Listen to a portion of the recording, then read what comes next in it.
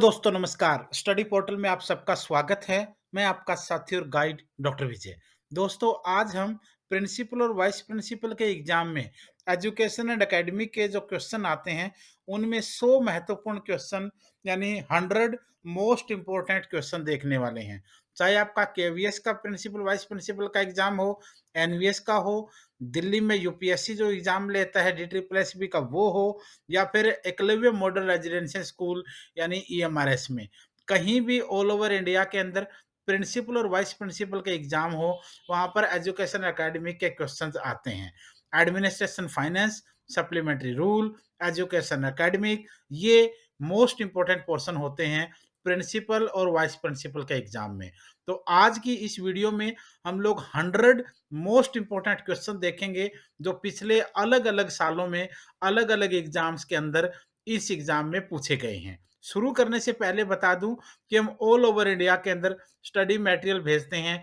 KVS, NVS, DSSB, UPSC principal vice principal, EMRS के लिए principal vice principal के लिए तो इस नंबर पर कॉल या व्हाट्सएप पर बात करके ऑर्डर कर सकते हैं। ये सर्विसेज हमारी ऑल ओवर इंडिया में है। पूरे भारत में किसी भी गांव में, शहर में, कस्बे में जहां भी रहते हैं, ऑल ओवर इंडिया में हमारी सर्विसेज हैं। आप फटाफट ऑर्डर कीजिए और ये 100 क्वेश्चंस को अच्छे से देखिए ताकि आपके एग्जाम में आपको फायदा हो। ये कहता है कि dyslexia is associated mainly with difficult in. Dyslexia से किस चीज में ज्यादा परेशानी होती है?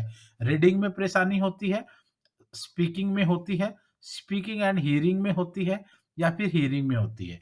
यानी पढ़ने में होती है, बोलने में होती है, बोलने और सुनने में होती है, या फिर सुनने में होती है। दोस्तों जो डिसलेक्सिया है वो एक न्यूरोलॉजिकल डिसऑर्डर है। अपपठन इसको हिंदी में बोलते हैं। इसको आप लोग हिंदी में अगर सुनेंगे तो अपपठन बोलते हैं। ये एक न्यूरोलॉजिकल डिसऑर्डर है। आमतौर पर बच्चे के शरीर में इसके लक्षण नहीं दिखते हैं और ये प्रॉब्लम उसको है या नहीं है, इस बात का पता भी हमें तब लगता है जब बच्चा स्कूल जाना शुरू करता है। स्कूल जाना शुरू करता है, चीज़ों को पढ़ने की कोशिश करता है, तब जाकर के हमें इस चीज़ का पता चलता है। तो जो डिस्लेक्सिया है, वो रीडिंग के समय आने वाली एक परेशानी है, एक इस तरीके की समस्या है। Question number 2, special education is related to. Special education जो है उसका संबंध किसके साथ है? Education for talented student, educational programmes for differently abled, training programme for teachers, या training programme for girls. Special education का संबंध दोस्तों डिफरेंटली एबल्ड बच्चों के लिए है। Educational programme for differently abled, जो फिजिकल हैंडीकैप्ड हैं या जो दिव्यांग हैं या जो डिफरेंटली एबल्ड बच्चे हैं, उनके लिए ये एजुकेशनल प्लान होता है। आप लोगों ने देखा होगा, स्पेशल बीएड कर रहे हैं, स्पेशल डिप्लोमा कर रहे हैं, तो ये आपका जो आंसर रहेगा वहां पर यहाँ पर बी आ जाएगा। क्वेश्चन नंबर 3 देखिए, the educational provision for visually impaired is. The educational provision for visually impaired is, VI जिसको बोलते हैं आप लोग शॉर्ट में, Braille method, talking calculator, tape recording, या फिर ऑल ऑफ दीज या ऑल दीज। तो यहां आपका आंसर रहेगा Braille method. Question number 4, fourth question है जिसको आप लोग सीसीई कहते हैं, continuous comprehensive evaluation. CCE system was introduced by in 2009 with the enactment of the right to education। ये कह रहा है कि जो CCE को 2009 में इंट्रोड्यूस किया गया राइट टू एजुकेशन के समय के दौरान या उसके जरूरत के लिए, तो ये किसके द्वारा किया गया? सीबीएसई ने इंट्रोड्यूस किया, यूजीसी ने किया, एससीईआरटी ने किया, या फिर इग्नू ने किया? यहाँ दोस्तों आपका आंसर आ जाएगा सीबीएसई। सीबीएसई के द्वारा सीसीई को इंट्रोड्यूस किया गया 2009 में। फर्स्ट फेज जो है, first phase of teacher training was initiated in October 2009। October 2009 के अंदर फर्स्ट फेज के दौरान इसको इंट्रोड्यूस किया गया। और आप देखोगे इसको कैरीड करने की बात आएगी, हालांकि इंट्रोड्यूस करने की टाइमिंग आपको ये दिखेगी, लेकिन जब इसको धरातल पर लाया गया तो वो होते होते आपका 2009 दिसंबर तक का टाइम आ गया।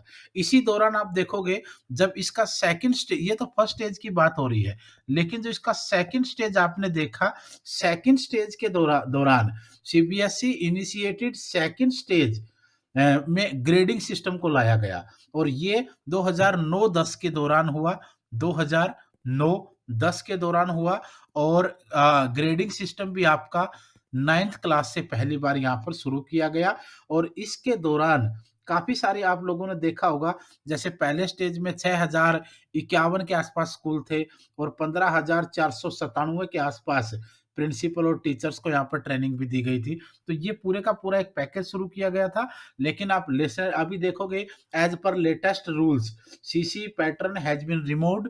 तो ये 2009 से लेकर के और जो लेटेस्ट तक का जो दौर चला, ये आपका सीसीई ईरा रहा है, इसको कह सकते हैं आप लोग। तो यहाँ आपका आंसर जो है वो आपका सीबीएसई रहेगा। CCE system was introduced by CBSE in 2009 with the enactment of the right to education। Question number आपका है, क्वेश्चन नंबर नेक्स्ट हम चलते हैं और नेक्स्ट क्वेश्चन हमारा है 5वां। The title of the report of education commission 1964-66 better known as Kothari commission report is. जो कोठारी कमीशन के बारे में क्वेश्चन बहुत बार पूछ लिया जाता है। तो ये कहता है कि the title of education commission 1964-66 better known as Kothari commission report is, किस चीज के बारे में ये थी? Learning without burden, an enlightenment and human society, education and the people of India, education and national development. यहाँ आपका आंसर रहेगा D, education and national development के बारे में कोठारी कमीशन कमेटी की बात रिपोर्ट यहाँ पर, उसका जो टाइटल था, जो शीर्षक था, वो ये रहा। Question number 6, which of the following is the apex body in the area of text book designing and curriculum framework in India? UGC, MHRD, NCTE या फिर एनसीईआरटी? आंसर आज आपका रहेगा NCERT. Question number 7, as per right to education act 2009 minimum number of working days instructional hours in an academic year for class 1 to 5th will be. 2009 के जो act रहा, right to education act, उसके द्वारा ये according ये पूछता है कि minimum number of working days instructional hours in an academic year for class 1 to 5th will B, कितने होने चाहिए क्लास 1 to 5th के लिए? तो यहाँ कहता है 200 वर्किंग डेज। आपका answer A is right answer here. Question number 8, as per national curriculum framework, जिसको आप लोग एनसीएफ 2005 कहते हैं, craft should be taught as subject के रूप में, प्रोजेक्ट के रूप में, क्लासरूम एक्सरसाइज के रूप में या फिर ऑल दीज? आंसर आपका रहेगा project. Question number 9, order to make the process of teaching learning of social science participate, there is a need to introduce debate and discussion in the classroom. This approach to learning will, क्या होगा? Option A, option B, option C और option D देखिए। Option A देखिए, led to lot of noise in the classroom and disturb the neighbouring classes too. B है कि both the learner and teacher alive to social realities. आपका answer यहाँ पर B आ जाएगा। क्वेश्चन नंबर 10, level of motivation of student increase with interaction with, level of motivation of students increase with interaction with, किस चीज के साथ इंटरेक्शन के से level of motivation of student जो वो इंक्रीज होगा? किस चीज से? पीयर्स, टीचर्स, पेरेंट्स या ऑल दी? तो आपका आंसर यहाँ पर डी रहेगा, all the. Question number 11, the principle of conditioning in learning were first established by Pavlov, Skinner, Kohler या फिर पियाजे? आंसर आपका रहेगा Pavlov. Question number 12, as shown by Kohler insightful learning is among human being, common, not quite common, unusual या फिर not possible? Answer आपका रहेगा common. Question number 13, which of the following is true about curriculum? Curriculum के बारे में कौन सी चीज जो है निम्नलिखित में से सत्य है या सही है? It is the foundation of teaching and learning, ठीक है। It is not just syllable, बिल्कुल ठीक है। It is not mentioning topic, बिल्कुल ठीक है। तो आपका आंसर रहेगा ऑल ऑफ दीज, यानी D is right answer here. Question number 14, corporal punishment क्या होता है? कॉर्पोरल पनिशमेंट के बारे में पूछ रहा है। Must be given frequently, must not be given, B answer होगा। क्वेश्चन नंबर आपका 15, which of the following areas is covered under the scheme of continuous and comprehensive evaluation? CCE जो रूल है ये कहता है कि which of the following areas is covered, इस scheme के अंडर में कौन से एरियाज को कवर्ड किया गया, ये आपसे पूछा जा रहा है। ऑप्शन देखिए, पर्सनल एंड सोशल क्वालिटीज, को curricular activities, attitudes and values. तो मुझे लग रहा है इस तीनों में से तीनों ही ठीक रहेगा। तीनों ठीक रहेगा तो आंसर आपका ऑल दीज यानी D is right answer. Question number 16, having immediate sensory contact with the actual object is learning is called, having immediate sensory contact with the actual object in learning is called, क्या कहा जाएगा इसको, ये आपको बताना है। विशेरियस experience, direct experience आपका answer रह जाएगा। Question number 17 because of the limitation of the classroom situation in most of the Indian school text book is considered desirable, necessary, irrelevant या नन ऑफ दीज। आपका आंसर आ जाएगा इसमें necessary. Because of the limitation of the classroom situation in most of the Indian school text book is considered necessary. Question number आपका 18 यानी 18, विच of the following approach is used by teacher for motivating children, which of the following approach is used by teacher for motivating children, बच्चों को motivate करने के लिए teacher निम्नलिखित में से कौन सी अप्रोच को यूज करते हैं आमतौर पर, कंपल्सन, प्रेज और कोर्शन या ऑल दिस, सभी का यूज किया जाता है। समय समय पर सभी चीजों की जरूरत पड़ती है क्योंकि थोड़ा सा जरूरत इनकी हर अपने हिसाब से रहेगी। क्वेश्चन नंबर 19, पियाजे is mainly known for studying, पियाजे जो है, पियाजे is mainly known for studying, किस चीज को स्टडी के लिए ज्यादातर जाना जाते हैं, कॉग्निटिव डेवलपमेंट। आपका आंसर यहाँ पर B is right answer. Question number आपका है 20, क्वेश्चन नंबर 20 यानी 20, according to RTE act 2009 all private school shall be required to enrol children from weaker section and disadvantaged community in their incoming class to the extent of Khalistan of their enrollment, 40%, 25%, 50% और 10%। आपका answer यहाँ 25 आज के हिसाब से एक है, वैसे 21 है। Stabilising rules and procedure for the classroom on day 1 and reinforcing them are if a management plan for classroom is to succeed, non essential, sometime needed, critical या फिर irrelevant। आंसर आएगा आपका critical.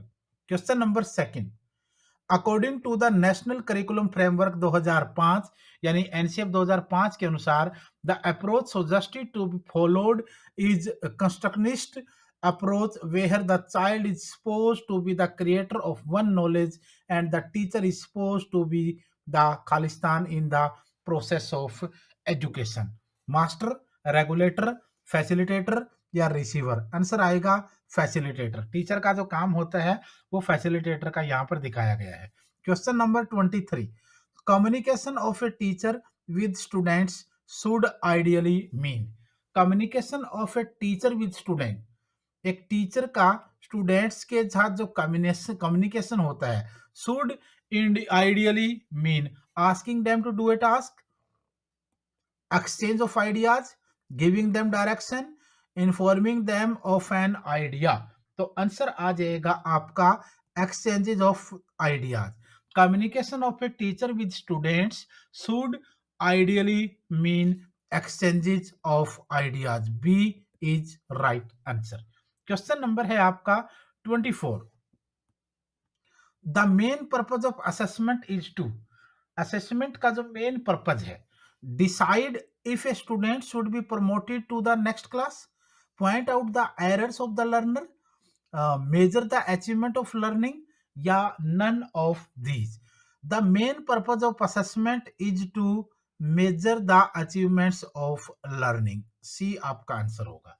Question number 25, a teacher took her class for a field trip and after coming back she discussed the trip with her students, it may be connoted as क्या, learning for assessment, assessment of learning, assessment for learning या none of these. Answer आ जाएगा आपका assessment of learning.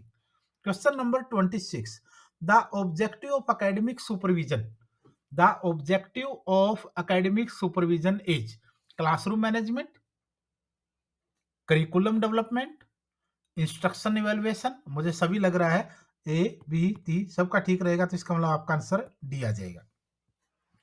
Question number 27, for minimising classroom absenteeism the most effective method is.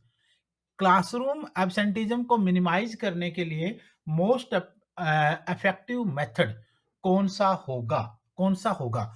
Punish the absentees, allow students to attend or not to attend the class, see that the class is taught well and regularly, or tell students that bunking class is a bad behaviour. अब देखिए, ये पूछ रहा है, ये बोल रहा है फॉर मिनिमाइजिंग क्लासरूम एब्सेंटिज्म, यानी क्लास के अंदर जो बच्चे कम आ रहे हैं, जब क्लासरूम के अंदर बच्चे जो अब्सेंट होते हैं, उस अब्सेंट के रेशियो को कम से कम किया जाए। कहने का मतलब है कि बच्चे जो क्लास में अब्सेंट होते हैं या बंक मारते हैं, उनको कैसे रोका जा सकता है? नॉर्मल तरीका ये है, नॉर्मल बात पूछ रहा है। द मोस्ट इफेक्टिव, सबसे बढ़िया तरीका इसके लिए क्या होगा कि बच्चे अब्सेंट हो ही ना। नंबर एक, पुनिश द स्टूडेंट्स, सजा दे, डांट दे, नहीं होगा। अलाउ स्टूडेंट टू अटेंड और नॉट टू अटेंड, उनको बच्चों को छूट दे दे कि क्लास अटेंड करे या ना करे, ये बिल्कुल बैड तरीका हो जाएगा। तीसरा है see that the class is taught well and regularly, ध्यान रहे कि क्लासरूम के अंदर पढ़ाई अच्छे से हो, नियमित तरीके से हो, यही आपका आंसर होगा। चौथा और देख लेते हैं, tell students that bunking class is bad, बच्चों को बताया कि क्लास बंक करना बुरा व्यवहार होता है, लेकिन इतने बच्चे समझदार होते तो फिर वो बच्चे कहाँ से होते? तो आपका तरीका ये है कि ये कंफर्म रखा जाए, कि देखा जाए, ध्यान रखा जाए कि क्लासरूम के अंदर अच्छे से पढ़ाई हो और पढ़ाई जो है वो नियमित हो, तभी बच्चे जो है एब्सेंट नहीं होंगे या प्रेजेंट होंगे। Question number 28, which of the following is the least important in teaching? Which of the following is the least important in teaching? Teaching के अंदर सबसे कम महत्वपूर्ण चीज क्या है? लेक्चरिंग, लेक्चरिंग इन इंप्रेसिव वेज, ये तो सबसे बढ़िया चीज है। Maintaining discipline in the class, ये तो होना ही चाहिए। पुनिशिंग स्टूडेंट, नहीं भाई, सजा नहीं दे सकते बच्चों को, बाकी कुछ भी हो सकता है, ये नहीं होना चाहिए। और इनकरेजिंग स्टूडेंट तो होता ही है। तो ये कहता है कि टीचिंग के अंदर सबसे कम इंपॉर्टेंट चीज कौन सी है? बच्चों को सजा देना। सजा देने की नौबत ही नहीं आएगी, और आजकल नए नए एजुकेशन पॉलिसी के तहत तो आप डांट ही नहीं सकते भाई। Question number 29, when did UGC start education programme in TV? UGC ने टीवी के ऊपर एजुकेशन प्रोग्राम को कब स्टार्ट किया था, ये आपसे पूछने की कोशिश की गई है। तो आंसर आ जाएगा आपका 1984। 1984।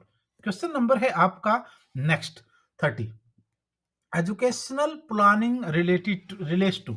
Educational planning relates to, number एक, choosing the best course of action for achieving the educational objective, यही आपका आंसर हो जाएगा, ये रहेगा answer. Question number 31, teachers often put questions to students during and or immediately after teaching a lesson so as to assess their learning and thereby to proceed to the next lesson. This is an example of, teacher क्या करते हैं, कई बार जैसे ही chapter को खत्म करते हैं या कंप्लीट करते हैं, उसके एकदम बच्चों के सामने क्वेश्चन रख देते हैं। तो ये पूछ रहा है किस चीज का एग्जाम्पल है? Summative evaluation, formative evaluation, concurrent evaluation, या फिर डायग्नोस्टिक एवेल्युएशन? आंसर आपके सामने मौजूद है, formative evaluation. Question number 32, integrated teacher education programme, जिसको आप लोग आईटीईपी बोलते हो, आईटीईपी बोलते हो, अलग अलग फॉर्म में अलग अलग जगह होगा। Integrated teacher education programme are offered by, option number एक, self financing college of education, open university in India, state university institutes of education, regional institutes of education. आपका आंसर डी आएगा। क्वेश्चन नंबर 30, सॉरी आगे चला गया PDF भाई, control इसको करना जरूरी है। क्वेश्चन नंबर 33, क्वेश्चन नंबर 33 आपका है, how should a teacher practice democracy in the classroom? How should a teacher practice democracy in the classroom? Simple question है, क्लासरूम के अंदर डेमोक्रेसी प्रैक्टिस करना है, टीचर कैसे कर सकता है ऐसा? इसके लिए आप क्या करोगे? Providing equality of opportunity to people, जितने भी स्टूडेंट हैं उनको बराबर के मौके दें। Giving freedom to people in education choices, education choice के अंदर उनको आज़ादी दी जाए। Providing special programme for disadvantage group, special programme provide करवाए जाए डिसएडवांटेज्ड ग्रुप्स को। तो इसका मुझे तो तीनों ही ठीक लग रहा है, तो इसका मतलब आपका आंसर यहाँ पर डी आ जाएगा।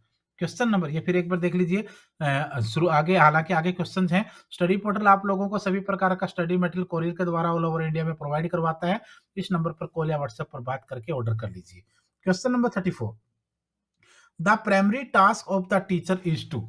टीचर का प्राइमरी टास्क आपसे पूछ रहे हैं, तो आपके पास option teach the prescribed curriculum, stimulate and guide students learning, ये आपका आंसर आ जाएगा बी।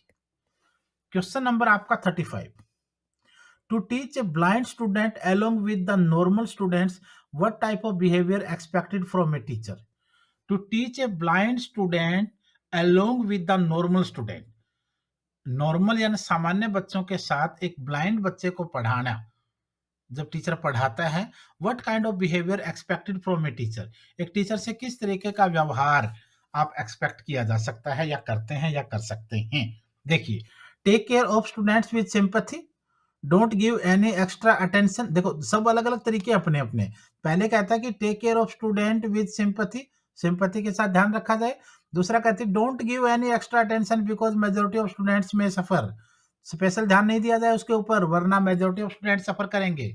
तीसरा है arrange the seat in the front row and try to keep your teaching pace according to him without making the other student suffer. Simple तरीका है, सबसे आगे वाली लाइन के अंदर बिल्कुल सामने उसके लिए सीट अरेंज करवाए जाएं और उस पर भी ध्यान उसकी to keep your teaching pace according to him, उसके अनुसार अपनी जो टीचिंग है, अपनी जो पढ़ाने का जो तरीका है, जो रिदम है, जो सब चीज है, वो उस तरीके से रखें कि उसका भी उसको भी फायदा हो और without making the other student suffer, दूसरे बच्चों को नुकसान हुए बिना उसके ऊपर आप ध्यान रख सको।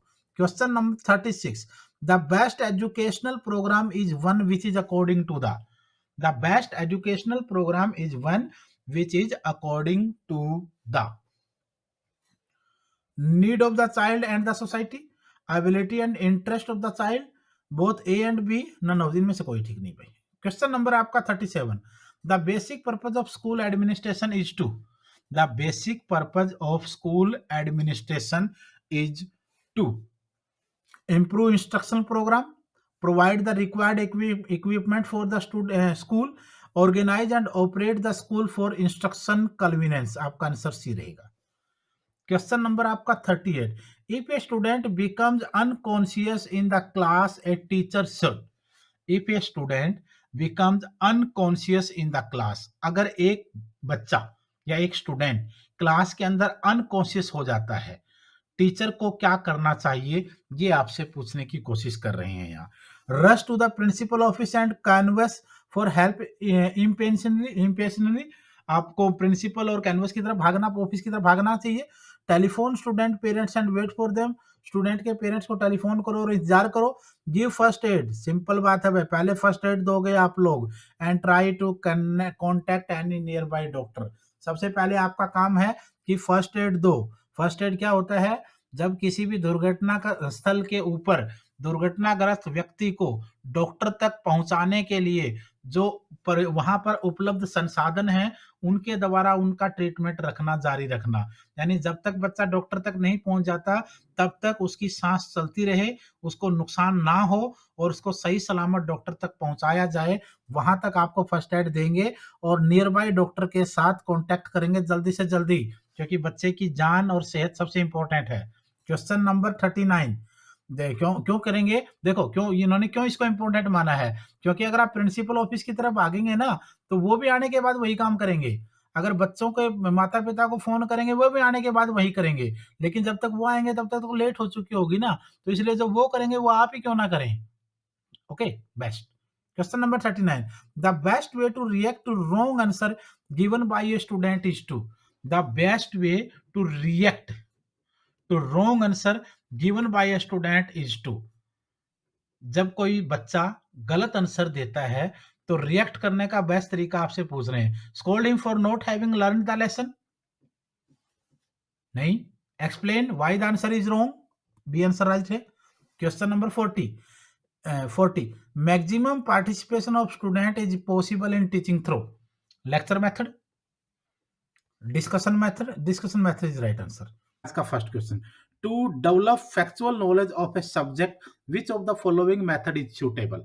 ये कहता है कि किसी भी सब्जेक्ट के बारे में फैक्चुअल नॉलेज प्राप्त करने के लिए या उसको विकसित करने के लिए कौन सा तरीका सूटेबल होता है। अच्छा, कई बच्चों की कोशिश, कई मतलब शिकायत रहती है, मान लीजिए, या फिर रिक्वेस्ट रहती है कि सर प्रिंसिपल वाइस प्रिंसिपल के लिए हम हिंदी मीडियम के बच्चे हैं, तो हिंदी मीडियम में भी कुछ हो। अब जो इम्पोर्टेंट टर्म है ना, उनको मैं हिंदी में डिस्कस करता रहूंगा।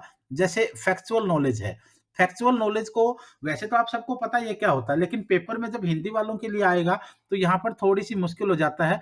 इसको बोलते हैं तथ्यात्मक दृष्टि, तथ्यात्मक ज्ञान कहेंगे इसको। ठीक है, तो ये कहता है कि तथ्यात्मक ज्ञान को विकसित करने के लिए सब्जेक्ट का कौन सा सूटेबल तरीका हो सकता है। आप ऑप्शन नंबर 1, 2, 3, 4 देखिए। The demonstration method, the lecture method, the source method और द ह्यूरिस्टिक मेथड। कौन सा मेथड सबसे बढ़िया होगा? तो यहां आंसर आएगा आपका द लेक्चर मेथड। आप कह सकते हैं the lecture method is the best method to develop the factual knowledge of a subject. एक सब्जेक्ट का फैक्चुअल नॉलेज विकसित करने के लिए द लेक्चर मेथड जो है वो एक सुटेबल मेथड होता है। आप इस पे यहां पर राइट रहेंगे। क्वेश्चन नंबर सेकंड देखिए, 42, good teaching is best reflected by, good good teaching is best reflected by किससे? Attendance of student, number of distinctions, meaningful question asked by student. Very good. Good teaching is best reflected by meaningful question asked by student, विद्यार्थियों के द्वारा पूछे गए meaningful क्वेश्चनों से। Question number आपका 43, विच process of communication is the best for controlling noise in classroom. ये कहते हैं कि क्लासरूम के अंदर शोर शराबा या आवाज को कंट्रोल करने के लिए कौन सा प्रोसेस जो है कम्युनिकेशन का बेस्ट रहेगा।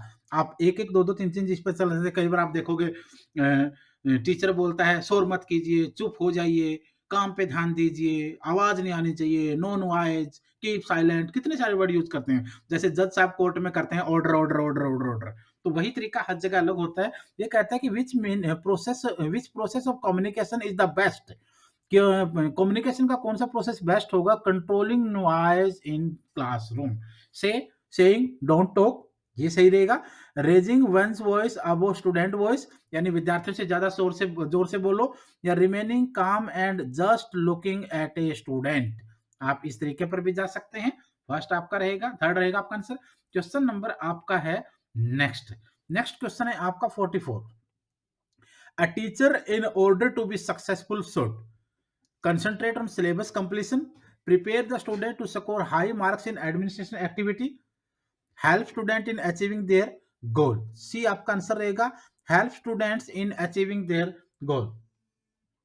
A teacher in order to be successful should help students in achieving their goal। बच्चों की मदद की जाए उनके उद्देश्यों को, गोल को प्राप्त करने में। क्वेश्चन नंबर आपका 45, if a student is misuse and disturbing the class with words and action, which of the following method would be most suitable. Most suitable आपसे पूछ रहा है कि if a student is misuse and disturbing, कोई भी किसी भी बच्चे की अगर आप बात कर लें तो उस तरीके से अगर आप चाहेंगे तो ये कहता है कि कौन सा जो तरीका है वो रहेगा। Shout at him and warn him to correct himself, insult him in the class by pointing out his mistake, talk to the student separately to understand his or her problem, punish him by expelling him from the class to teach a lesson to other। कौन सा तरीका? talk to the student separately and understand his or her problem। ये कहता है कि बच्चों से separately बात करो, बच्चे से, और उसकी समस्या को समझें, उसकी समस्या को समझने के लिए आप बात करेंगे। Question number 46, teachers who are enthusiastic in the classroom teaching, teachers who are enthusiastic in the classroom teaching। अब बच्चों की बात आती है कुछ स्टूडेंट्स की, हिंदी मीडियम वालों की, enthusiastic उत्साही, enthusiastic उत्साही। Teachers who are enthusiastic in the classroom teaching often lack proficiency, simply dramatize, involve their student in the teaching learning process. Simple question है, आप आसानी से कर सकते हो इसको। Involve their student in the teaching learning process, बच्चों को इन्वॉल्व करो भाई टीचिंग लर्निंग प्रोसेस के अंदर, टीएलपी के अंदर। क्वेश्चन नंबर आपका 47, programmed instruction is based on the theory of, programmed instruction is based on the theory of, किस थ्योरी के ऊपर आधारित है? प्रोग्राम्ड इंस्ट्रक्शन, प्रोग्राम्ड इंस्ट्रक्शन, ये क्वेश्चन भी, ये वर्ड भी आपको बार बार सुनने को मिलेगा, बार बार इस वर्ड को सुनते हैं, तो ये भी आपके सामने होना चाहिए। प्रोग्राम्ड इंस्ट्रक्शंस, इसको आप लोग अगर आप हिंदी के हिसाब से देखेंगे तो हिंदी में इसका वर्ड यूज होता है कर्मादेशित निर्देश, कर्मादेशित निर्देश। हिंदी वाला जो पेपर आता है कुछ बच्चों के लिए वो थोड़ा सा परेशानी वाला होता है, और हम चाहते हैं कि दोनों ही मीडियम के बच्चों को फायदा रहे। Programmed instruction is based on the theory of, किसकी थ्योरी के ऊपर आधारित है? देखिए वीएफ स्किनर आपका आंसर होगा। क्वेश्चन नंबर 48, असर्शन, कथन और कान का क्वेश्चन है। Principle learning is an important aspect of learning in the classroom, बिल्कुल सही है। Reason, transfer of learning is always associated with knowledge of principle, ये इसके साथ मैच नहीं होगा, वैसे ठीक है, तो यहाँ आपका आंसर होगा only A is correct.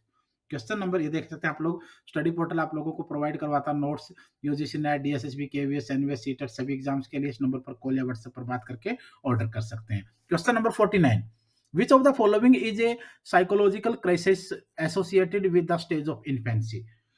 Infancy बचपन होता है, इन्फेंसी आपका बचपन वर्ड यूज हो जाएगा, क्योंकि ये चीज भी आप लोगों के लिए पता होना चाहिए। साइकोलॉजिकल क्राइसिस होता है मनोवैज्ञानिक संकट, मनोवैज्ञानिक, मनोवैज्ञानिक संकट, मनोवैज्ञानिक संकट। विच of the following is psychological crisis associated with the stage of infancy, बचपन की जो अवस्था होती है इसमें कौन सा बड़ा मनोवैज्ञानिक संकट की बात यहाँ पर हो रही है? तो आप देखिए, identity versus role confusion, trust and mistrust, autonomy versus shame doubt, या इनिशिएटिव वर्सेस गिल्ट, कौन सा आपका रहेगा? आंसर आपका रहेगा सेकंड, ट्रस्ट वर्सेस मिसट्रस्ट वाला। Question number 50, constructive prospective refers to learning as, constructivist, constructivist बोलते हैं आप लोग रचनावाद, रचनावादी दृष्टिकोण, रचनावादी दृष्टिकोण, रचनावादी दृष्टिकोण। ये कह रहा है कि constructivist prospective refer to learning as, किस चीज के लिए? Information stored in child memory, या फिर development ability, probability of acquiring a behaviour, या interpretation constructed from experience, D आपका आंसर रहेगा। क्वेश्चन नंबर आपका 51, in the blueprint of achievement test which of the following aspect is not clearly visible, कौन सा? Content of item, या objective of item, difficulty level of item, ये आपका right answer है। Question number आपका 52, choose the correct sequence in the context of institutional planning, institutional planning के अंदर आपको के कंटेक्स्ट में आपको करेक्ट सीक्वेंस को चुनना है। सिचुएशनल एनालिसिस है, organising material and human resource है, सेटिंग गोल है, इवेल्युएशन है। तो इस तरीके से अगर आप देखेंगे तो फिर आप किस तरीके क्या क्या पहले सुनेंगे? सबसे पहले आपका आएगा सी, सेटिंग गोल आएगा। सेकंड नंबर पर सिचुएशनल यानी फर्स्ट नंबर पर आपका सेटिंग गोल, सेकंड नंबर पर आपका सिचुएशनल एनालिसिस होगा, तीसरे पे आपका ऑर्गेनाइजिंग मटेरियल होगा, और चौथे पे आपका रहेगा एवेल्युएशन। तो आप इस तरीके से जाएंगे ए बी सी डी, यानी सी ए बी, ये आपका इसमें आप आंसर भी जा सकते हैं। ठीक है, लास्ट वाला छोड़ दीजिए आप लोग, ये तो।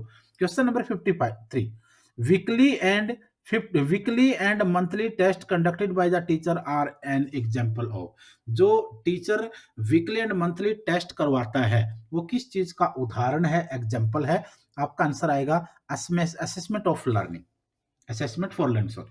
Question number 54, Khalistan purposefully draws together skill, attitudes and value from within or across subject areas to develop a more powerful understanding by key ideas, component and connected in meaningful ways. Here the curriculum approach refer to is integrated approach, या spiral approach, concentric approach। तो आपका यही right रहेगा, इसमें integrated approach आपका answer होगा। Question number 55, one of the following is not considered as the quality of good test, one of the following is not considered as the quality of a good test. Reliability, replaceability, usability या objectivity? Answer आपका आ जाएगा replaceability. Question number आपका 56, for an efficient and durable learning the learner should have, for an efficient and durable learning the learner should have, एक efficient and durable learning के लिए learner को क्या होना चाहिए? क्या होना चाहिए? पहले मैं इसको हिंदी में एक बार यूज कर देता हूं आपके लिए, क्योंकि एफिशिएंट एंड ड्यूरेबल होता है, एफिशिएंट होता है कुशल, कुशल और ड्यूरेबल यानी टिकाऊ। कुशल एंड टिकाऊ लर्निंग के लिए या एफिशिएंट एंड ड्यूरेबल लर्निंग के लिए द लर्नर शुड हैव क्या होना चाहिए? Motivation and ability for retention. Question number आपका 57, as a principal which of the following teacher will you appreciate the most? As a principal, एक principal के रूप में, which of the following teachers, किस प्रकार के टीचर को will you appreciate the most, किस प्रकार के टीचर को आप ज्यादा अप्रिशिएट करेंगे एक प्रिंसिपल होने के नाते? The one who take one class as per all report result and prepare schedule document in time. बस हमें हमारा आंसर मिल गया और आपको अपना टीचर मिल गया भाई। अगर आप प्रिंसिपल हैं तो आपको अपना टीचर मिल गया और हमें अपना जवाब मिल गया। एक ऐसे टीचर को आप अप्रिशिएट करेंगे जो रिपोर्ट सही से तैयार करे, रिजल्ट अच्छा दे और प्रिपेयर शेड्यूल बनाए, डॉक्यूमेंट इन टाइम बनाए, बाकी कुछ भी हो और क्या होगा, और जरूरत नहीं हमें आगे पढ़ने की। Question number 58, which of the following is not an objective of grading system in the interpretation of scholastic achievement? scholastic achievement होती है स्कूली स्कूली उपलब्धियां। scholastic achievement मतलब स्कूली उपलब्धियां। ये कहता है कि which of the following is not an objective of grading system in the interpretation of scholastic achievement? ठीक है, तो इस तरीके से अगर आप देखेंगे ध्यान से तो इसमें ये कहता है कि कौन सा हो सकता है। आप ऑप्शन 1 2 3 4 करके एक बार चेक कीजिएगा। Better comparability among and within subject, greater internal coherence in the choice of the subject by student, increasing the validity of the scholastic achievement test. आपका C is right answer here. Question number आपका 59, teachers are using teaching aid, teachers are using teaching aids to minimise time of teaching, किसके लिए? या फिर for making the class fun filled, for increasing student attention, बिल्कुल attention के लिए भी। Question number 60, as a administrator a principal will have various combination of the following qualities except one, identify the odd combination. आप देखिए identify आपको करना है। Educational educational vision, constructive attitude, faith in fellow teacher, planning expertise in all subject, constructive attitude, liaison officers को बोलते हैं संपर्क अधिकारी। लिएसन ऑफिसर होता है ये। The students of a class and their parents are not accepting a teacher, what will you do as a principal? ये कहते हैं कि the students of a class and their parents, एक कक्षा के बच्चे और उनके माता पिता या पेरेंट्स एक टीचर को एक्सेप्ट नहीं करते हैं। What will you do as a principal, एक प्रिंसिपल के रूप में आप तब क्या करेंगे? ये सबसे गंभीर स्थिति होती है भाई, क्योंकि टीचर्स के बीच में और बच्चों के बीच में जब कॉम्बिनेशन नहीं होता है तो बात बच्चों के साथ उनके पेरेंट्स की भी आ जाती है। लेकिन अगर आप प्रिंसिपल वाली पोस्ट पर हैं तो ऐसी स्थिति में डिसीजन मेकर तो आप ही हैं।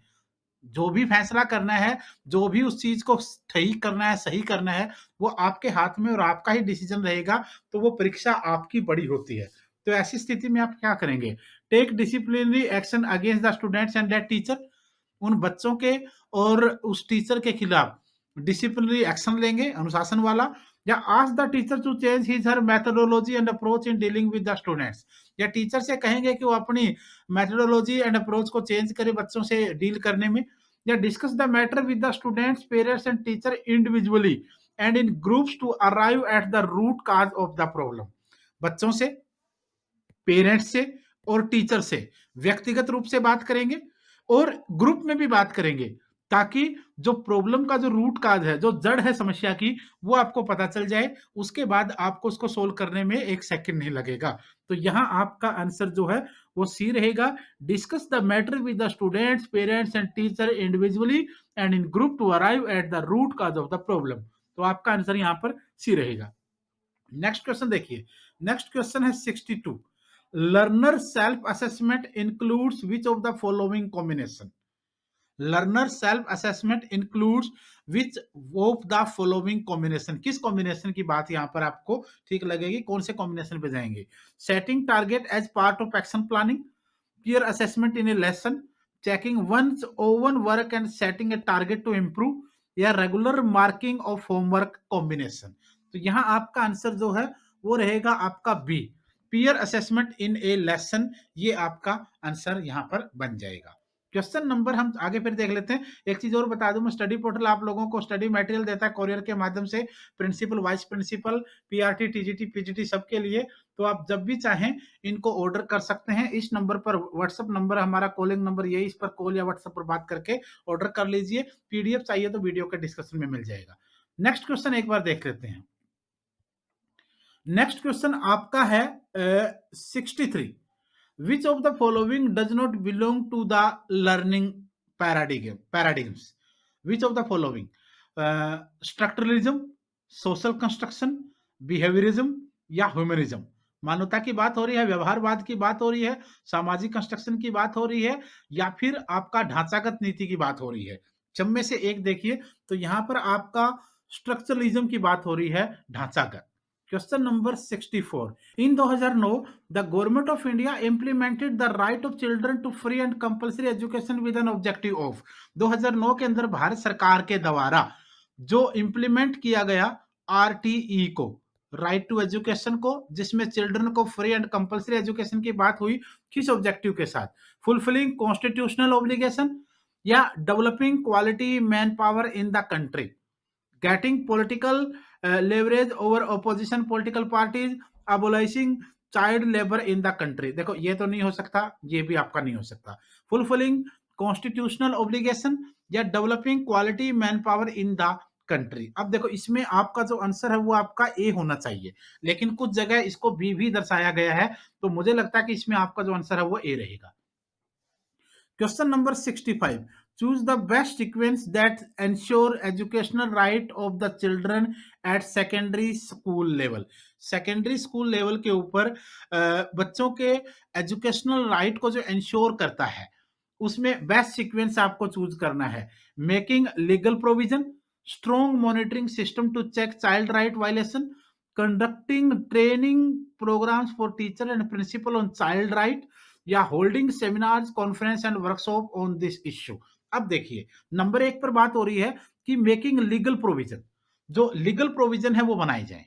दूसरे पे ये कह रहा है कि स्ट्रॉन्ग मॉनिटरिंग सिस्टम होना चाहिए, किसके लिए? चेक करने के लिए चाइल्ड राइट वायलेशन, कि बच्चों के जो अधिकार है उनको वायलेशन ना हो। तीसरे पे कह रहा है कि कंडक्टिंग ट्रेनिंग प्रोग्राम होने चाहिए टीचर्स के और प्रिंसिपल के लिए, और किसके आधार पर? बच्चों के चाइल्ड के राइट के ऊपर, उनको पता होना चाहिए। ठीक है। चौथा कहता है कि सेमिनार करो, कॉन्फ्रेंस करो और वर्कशॉप करो इस इश्यू के ऊपर। ये चार चीजें ये बोल रहा है। अब आपको एक बार सोचना है कि इसमें से कौन सी चीज जो है वो यहाँ पर सही हो सकती है।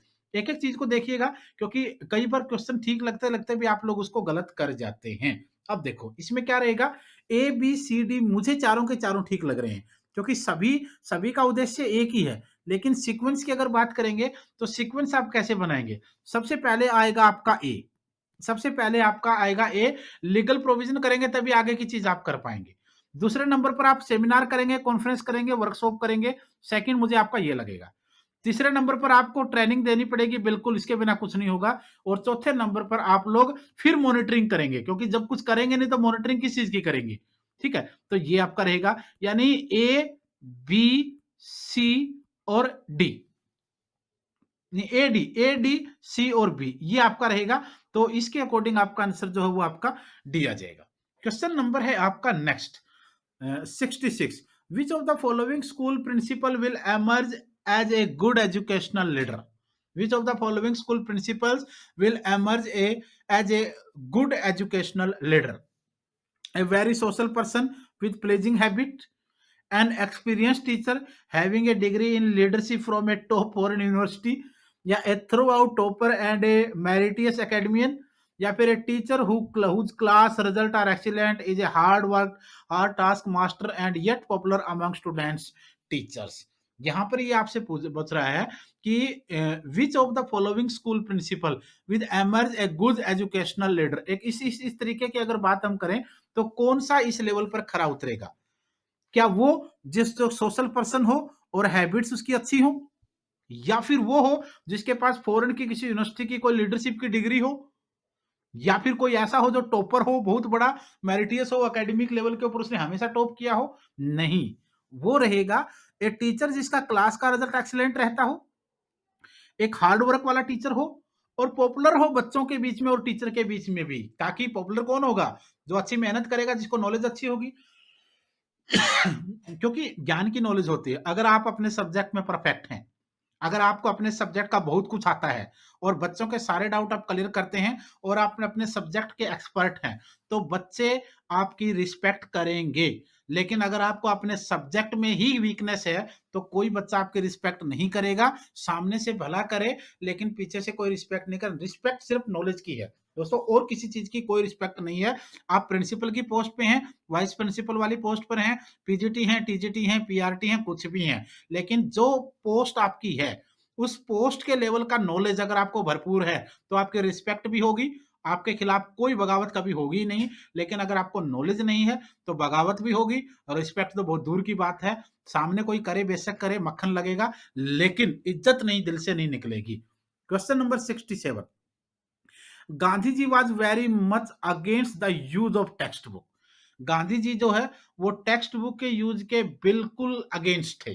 The basic reason for this could have been, क्या रीजन इसका था, ये आपको बताना है। Learning through textbook takes too much of time, बहुत ज्यादा समय लगता है, ये बोल रहा है भाई। दूसरा, the textbook act as a barrier in the development of creativity of both teacher and students. जो टीचर और स्टूडेंट्स है, दोनों के बीच में वो बैरियर है, क्रिएटिविटी को डेवलप नहीं होने देता है। उसमें जो पढ़ा है वो आपने देखा, वो सीखा, पेपर दिया, अच्छा लिखा, मार्क्स आए, बात खत्म। नहीं, उससे जो क्रिएटिविटी डेवलप होनी चाहिए ना, वो उसमें बैरियर है, एक बाध्यता है, और ये दोनों में ही है, टीचर्स के लिए भी और बच्चों के लिए भी। तो ये आपका गांधी जी इसी वजह से कहते थे कि टेक्स्ट बुक यूज मत कीजिए। ठीक है। Question number 68, a lesson includes a plan of activity which supports a teacher। A lesson includes a plan of activity which support a teacher। कौन सी? आप देखिए, एक एक ऑप्शन को देखने की कोशिश कीजिए। To help the student to understand and remember the content, जो to help the student to understand, जो बच्चों को समझने में मदद करे और कंटेंट रिमेंबर रहे। To provide practice guidance and feedback to the student, जो बच्चों को ये प्रैक्टिस गाइडेंस फीडबैक दे, प्रोवाइड करवाए। To guide the students what they should accomplish by completing the learning experience. तो आपका आंसर यहां पर सी हो जाएगा। Question number 69, which one of the following will prove to be a better principal.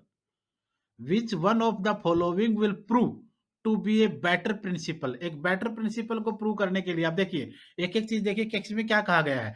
To one who clean the floor of the class involving all student and teacher.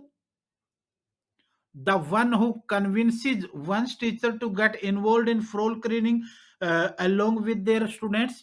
The one who employs the best floor cleaning agency for the task. The one who strictly order and monitor the floor cleaning task and then reinforce through towards and punishment। अब देखो भाई, यहाँ पर बात education की नहीं है, क्योंकि प्रिंसिपल का काम सिर्फ एजुकेट करना बच्चों को नहीं होता है। स्कूल के अंदर, स्कूल की चार दीवारी के अंदर जितनी भी एक्टिविटीज होती है वो, और एज ए प्रिंसिपल चार दीवारी के बाहर भी जो जिम्मेदारी होती है, वो सब करना उसकी जिम्मेदारी है। अब यहाँ पर बात हो रही है क्लीनिंग को लेकर के, फ्लोर की क्लीनिंग को लेकर के। अब इसमें चार ऑप्शन दे रखे हैं। सबसे पहला ऑप्शन इसमें बेस्ट लग रहा है मुझे, the one who clean the floor to the class involving all student और टीचर। जो प्रिंसिपल सभी बच्चों और टीचर्स को साथ में लेकर के क्लीन करता है फ्लोर और क्लास को, वो बेस्ट होगा, वो अपने आप को प्रूव कर पाएगा।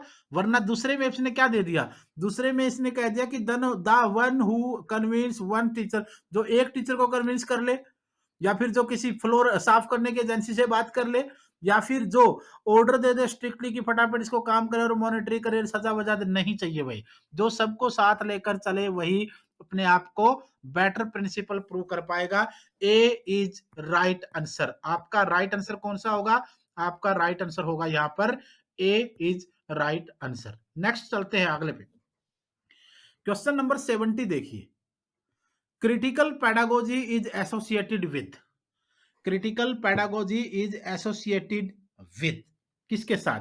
रॉबर्ट गैज, लेओ वाइगोत्स्की, पोलो फ्रेयर या फिर जेरोम ब्रूनर। आंसर आपका रहेगा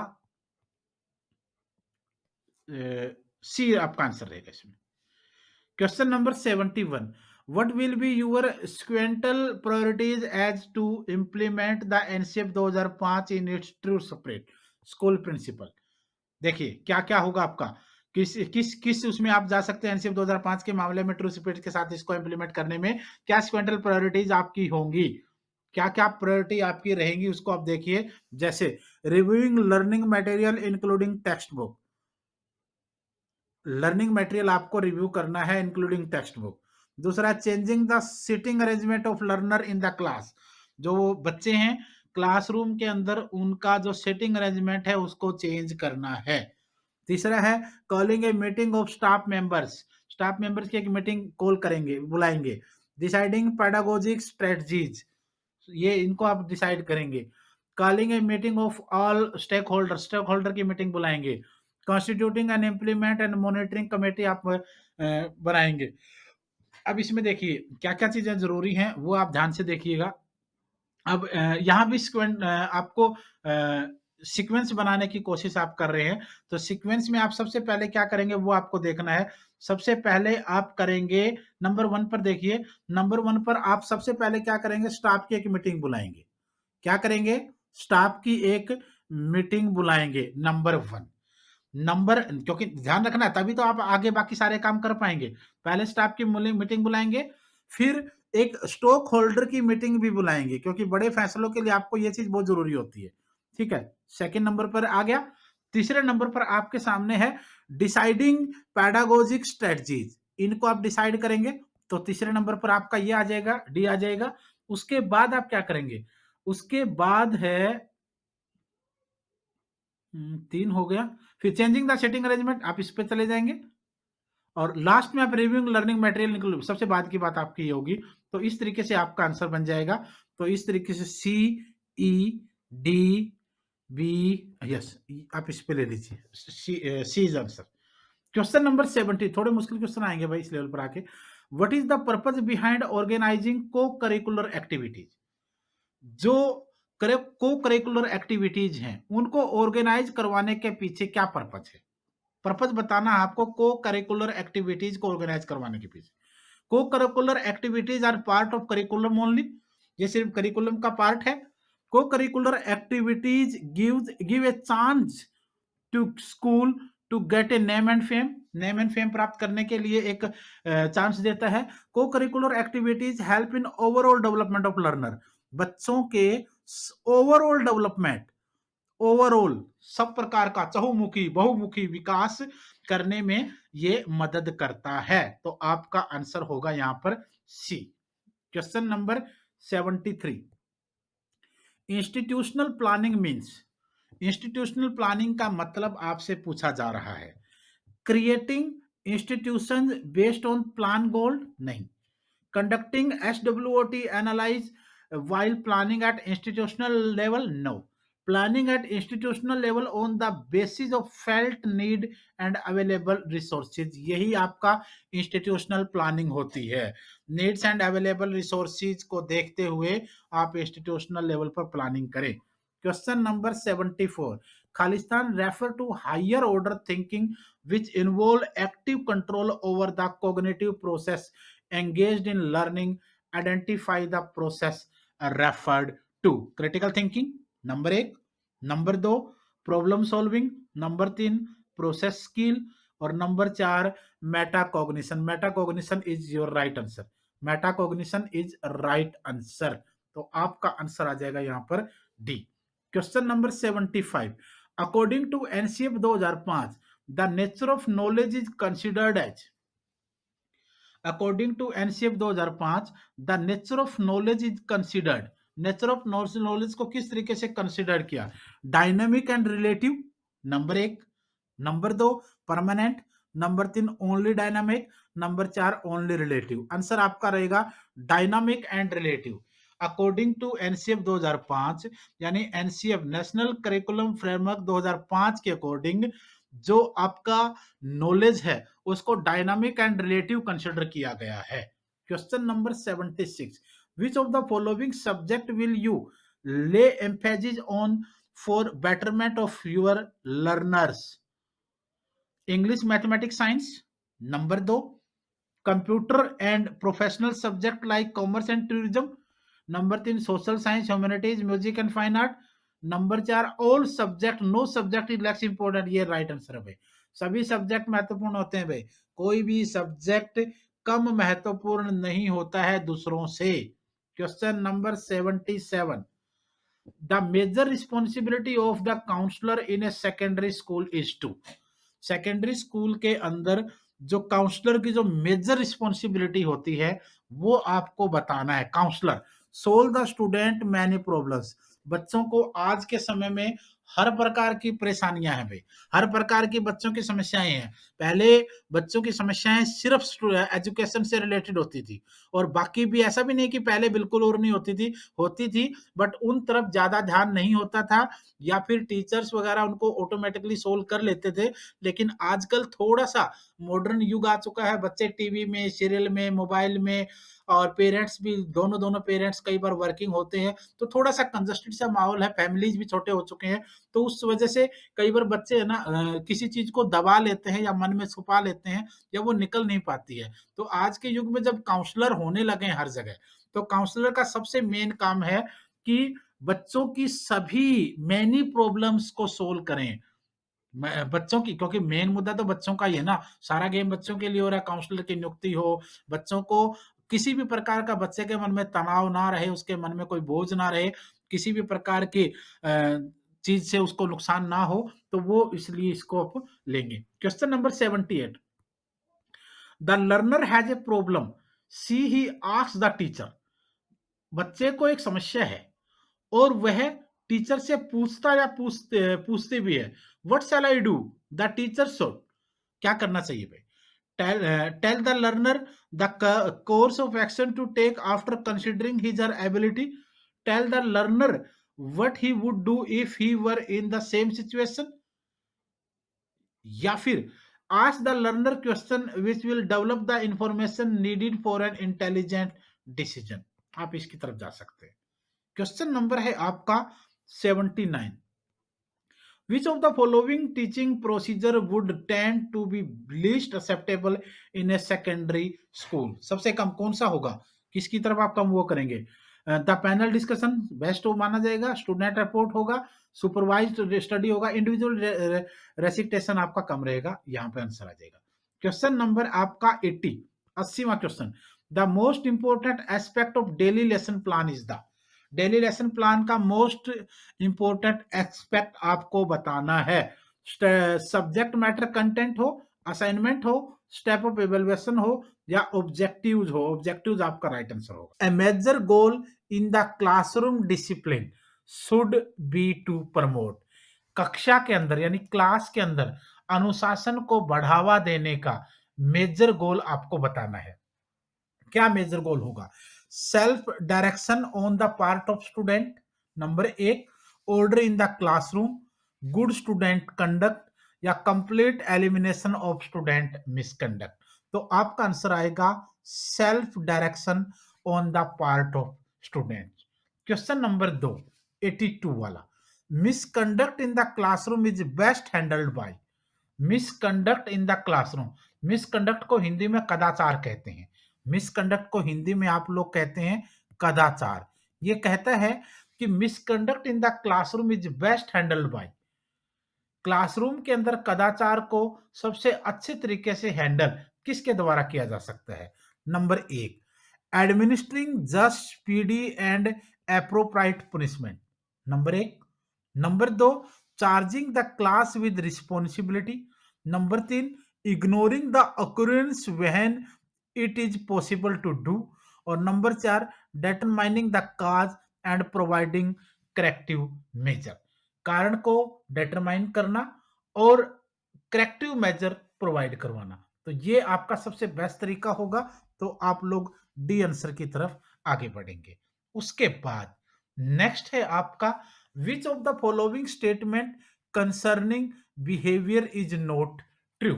विच of the following statement concerning behaviour is not true, कौन सा सत्य नहीं है। जैसे behaviour always has a cause, number 2, behaviour is always oriented towards attainment of a goal, number 3, behaviour symptoms are dependable indices to their basic cause. ये आपका answer होगा यहाँ पर C, third. Question number 4, 84, the end state which give direction to motivated behaviour is called. यानी simple है, the end state which gives direction to motivate behaviour is called. यानी प्रेरित व्यवहार को दिशा देने वाली अंतिम अवस्था कौन सी होगी। प्रेरित व्यवहार को दिशा देने वाली अंतिम अवस्था कौन सी होगी। जैसे number 1 goal, number 2 purpose, number 3 incentive, number 4 need. तो आपका आंसर गोल रहेगा, यानी आंसर आपका लक्ष्य होगा। A is right answer. Question number है आपका नेक्स्ट 85, 85वां question, the consensus among the modern psychologists in relation to use of competition in the classroom is that, classroom के अंदर प्रतिस्पर्धा को बढ़ावा देने के लिए मॉडर्न जो साइकोलॉजिस्ट हैं, वो संबंध स्थापित करने के लिए मॉडर्न जो साइकोलॉजिस्ट हैं उनका क्या कहना है या किस तरीके का उनका विचार है। जैसे आप नंबर 1 पर देखेंगे, whatever objection to competition exist they are philosophical and psychological. Number 2, competition is invariably harmful to the personality development of some or all the participant. Number 3, the objection are to the way the competition is handled rather than the competition itself। ये आपका answer आपका third रहेगा। Question number है आपका 86 वाला, in the final analysis the key to motivation in the classroom is। in the final analysis यानी अंतिम विश्लेषण में, the key to motivation in the classroom, classroom के अंदर जो प्रेरणा की कुंजी है वो क्या होगी। ये कहता है कि अंतिम विश्लेषण में कक्षा में प्रेरणा की कुंजी क्या होगी। जैसे नंबर 1, टीचर्स पर्सनालिटी, यानी टीचर की personality. Number 2, interest inherent in the subject matter. Number 3, the suitability of curricular experiences. ये आपका आंसर होगा, the suitability of curricular experiences. Number question number 87, which of the following statement best describe the relative influence of heredity and environment on individual development। Heredity को आप लोग आनुवांशिकता कहते हैं, heredity को हिंदी में आप लोग आनुवांशिकता कहेंगे। हेरिडिटी यानी आनुवांशिकता। Which of the following statement best describe, नीचे दी गई कौन सी स्टेटमेंट सही तरीके से डिस्क्राइब करती है किसको। The relative influences of heredity and environment on individual development, व्यक्तिगत विकास के अंदर आनुवांशिकता और पर्यावरण वाले में। Heredity is more important than environment, यानी जो आनुवांशिकता है, जो हेरिडिटी है, वो एनवायरनमेंट से ज्यादा महत्वपूर्ण है। Environment is more important than heredity, environment heredity से ज्यादा महत्वपूर्ण है।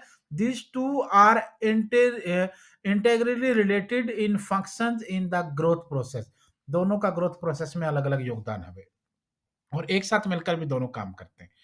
अब नेक्स्ट क्वेश्चन है 88, the rate of child physical development depend. Child physical development का, बच्चे के शारीरिक डेवलपमेंट का जो रेट है वो किस पर डिपेंड होता है। या आप लोग एक एक जगह किस पे आगे बढ़ेंगे, तो entirely upon her his inherited structure, number 1। Number 2, primarily upon inherited structure as modified by the environmental influences. आप बी आंसर आपका रहेगा। क्वेश्चन नंबर है आपका 89, right to free and compulsory education यानी RTE act 2009 covers all children in the age group. ये कहता है कि जो आरटीई 2009 है, एक्ट है, वो किस एज के बच्चों को कवर करता है? किस एज के बच्चों को कवर करता है? 6 से 14 साल के बच्चों के लिए फ्री एंड कंपल्सरी एजुकेशन, यानी निःशुल्क और अनिवार्य शिक्षा। Question number 90, according to RTE act 2009, a differently able child shall be accommodated in elementary education until, यानी एक डिफरेंटली एबल्ड चाइल्ड जो है वो एलिमेंट्री एजुकेशन के लिए कब तक अकोमोडेटेड हो सकता है। आप इसमें खास करके, हालांकि सब बच्चों के लिए अलग है, लेकिन डिजेबली डिफरेंटली एबल्ड चाइल्ड या फिजिकल हैंडीकैप या दिव्यांग बच्चों की अगर बात करें तो इसके लिए ये 18 एज हो जाएगा। क्वेश्चन नंबर आपका 91, as per Yashpal committee report 1993, यानी यशपाल कमेटी रिपोर्ट 1993 के according unsatisfactory quality of learning in the school occurred due to, तो क्या रहेगा? Unsatisfactory quality of learning in school, क्या? Inadequate infrastructure, inadequate teaching staff, inadequate programme of teacher preparation, या inadequate motivation among teachers. तो आपका answer होगा inadequate programme of teacher preparation. Question number 92, at primary stage NCF 2005 recommended, किस तरीके से? Periodic test की बात हुई, अवॉर्डिंग ग्रेड्स ओनली की बात यहां पर की गई, या फिर formal periodic test based on activity, या no formal periodic test and no awarding of grades. No formal periodic test and no awarding of grades, D answer. Question number 93, establishment of school based CC was recommended by the NCF 2005 in order to, establishment of school based CCG जो है वो recommend किए गए NCF 2005 के according in order तो किस मामले में, किस ऑर्डर में? Provide teacher to have better classroom, ताकि बच्चों को provide teachers to have better class control, ताकि टीचर्स को बेटर क्लास कंट्रोल प्रोवाइड करवा जा सके। Provide children a basic for passing the examination, help children reduce their stress, stress को कम करने के लिए, सी आंसर रहेगा। Question number 94, principal's leadership is reflected in, principal की जो लीडरशिप है वो किस चीज में दर्शाई जा सकती है या रिफ्लेक्टेड होती है या झलकती है? तो आप देखिए, achieving good result for children, और ये तो ऑब्वियसली रहेगा ही रहेगा। Managing the routine activities of the school, ये भी his her loyalty toward the system, enabling everyone to accomplish his her goal by working to their fullest capacity, D is right answer. Question number 95, the greatest threat to organizational climate of the school is, greatest threat क्या हो सकता है इसमें? Number 1 environment pollution, number 1 रहेगा। Number 2 low achievement of children, number 3 trust deficit among the stakeholders, ये सबसे बड़ा मुद्दा है। Question number 96, reliability of a test means, reliability of a test, एक टेस्ट की रिलायबिलिटी का क्या मतलब है? आप इसको किस हिसाब से लेंगे? Number 1, that the test is standardise, standard के आधार के ऊपर हो। दूसरे नंबर पे है कॉन्स्टिट्यूएंसी इज मेजर्ड आउटकम, आपका बी आंसर आ जाएगा।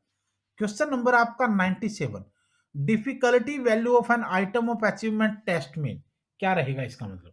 Number 1, how difficult the item to an average student, how difficult the item is for high achiever, average student के लिए क्या है, हाई अचीवर के लिए, अच्छे मार्क होल्डर के लिए क्या है, how difficult the item is for low achiever, कमजोर बच्चे के लिए क्या है, या how difficult the item is to low achiever वैसे वर्षा हाई अचीवर। आप देखिए, डी आंसर आएगा। Question number 98, micro teaching cycle has 6 component of, micro teaching cycle यानी सूक्ष्म शिक्षण चक्र के 6 घटक। Number 1 5 minute each, number 2 6 minute each, number 3 7 minute each, number 4 8 minute etch. तो आपका आंसर होगा 6 minute etch is right answer, आपका बी रहेगा। Question number 99, with a view to enhancing the use of library as a resource for teaching and learning, a principal should, यानी use of library as a resource for teaching and learning, यानी library का, पुस्तकालय का teaching और learning के source के रूप में को बढ़ावा देने के लिए एक प्रिंसिपल क्या कर सकता है, उसको क्या करना चाहिए? Advise all teacher and student to make effective use of library, यानी सभी टीचर और बच्चों को सलाह दे कि वो लाइब्रेरी का यूज करें।